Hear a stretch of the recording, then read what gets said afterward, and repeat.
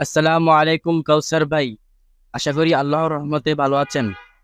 ভাই, এই দুনিয়াটা মুমিনদের জন্য জেলখানা আর কাফেরদের জন্য জান্নাতের মতো।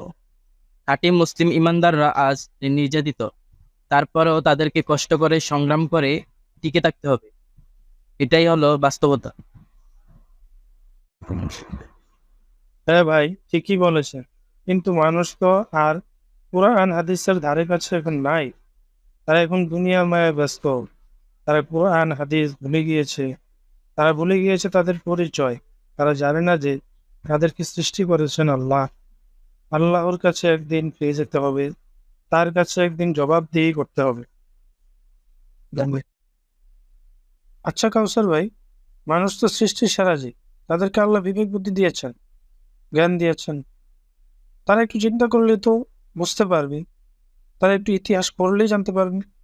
আল্লাহর পক্ষ থেকে লাখ লাখ নবী রাসূল পাঠিয়েছেন। তারা সবাই এক আল্লাহর বাণী প্রচার করে গিয়েছে।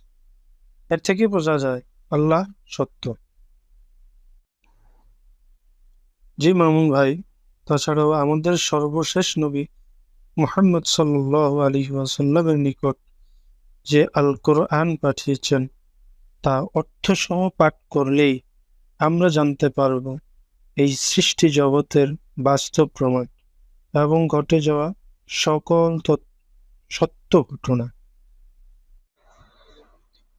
জি ভাই, কোরআনেতে এটাও উল্লেখ আছে কিভাবে সমাজ পরিচালনা করবে, কিভাবে রাষ্ট্র পরিচালনা করবে, একজন মানুষের জন্ম থেকে মৃত্যু পর্যন্ত কিভাবে তার জীবন পরিচালনা করবে।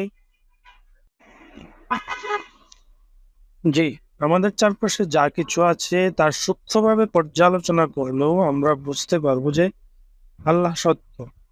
যেমন আমরা এক এক গাছ থেকে নানা রকম স্বাদের ফল পাই এবং চারা গাছ রোপণ করে শাক সবজি ধান গম ভুট্টা পাই। এইগুলি তো সব আল্লাহরই ইশারা।